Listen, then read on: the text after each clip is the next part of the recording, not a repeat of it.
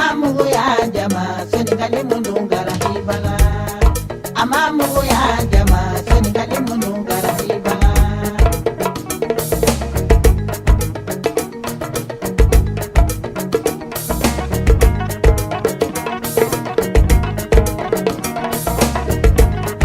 Amamu ya jama Senegal munungara hibala. Amamu ya jama Senegal munungara hibala.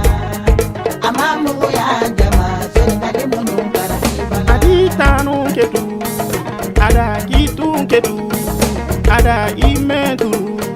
Nketin sheri ngarini, aga gili pari. Amamu ya jama Senegal munungara hibaga. Amamu ya jama Senegal munungara hibala. Koli kanu sigi, dega soro kanu sigi,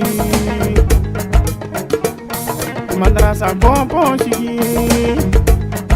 Amamu ya jama Senegal munungara hibala. Misidi horo sigi, sato horo sigi, magaza horo sigi. Amamu ya jama Senegal munungara hibala. Arajo kanu chigi, soni kalemu chiro, soni kalemu ngoli. Amamu ya jama Senegal munungara hibala. Nado soni kalemenya ikedunane, wagalu soninko, Afriki soninko.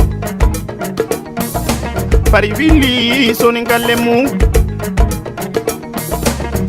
soninkaleme nyani tampintenga, soninkaleme wagadu soninko, soninkaleme nyani tampinte, soninkaleme nyani lasamantenga. Wallahi billahi manu, soninkanale munu nanuari, wagadu soninko, soninkaleme nadaga gunesa kasorombe,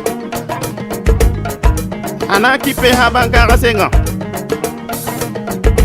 anakipe sa kakasonga. Wagadu soninko nanuari dogole.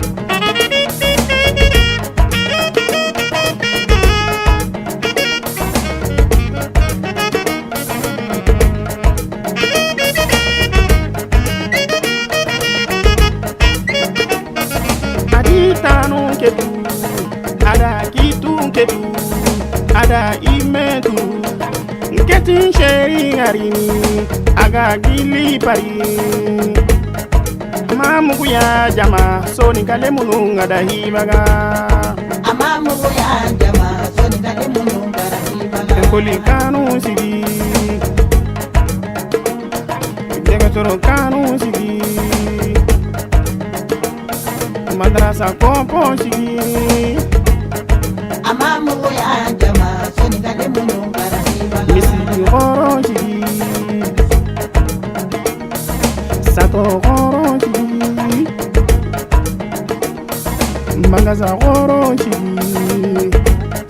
Amamu ya jama Senegal munungara hibala. Arajo kanu chigi, soni kalemu chiro, soni kalemu ngoli. Amamu ya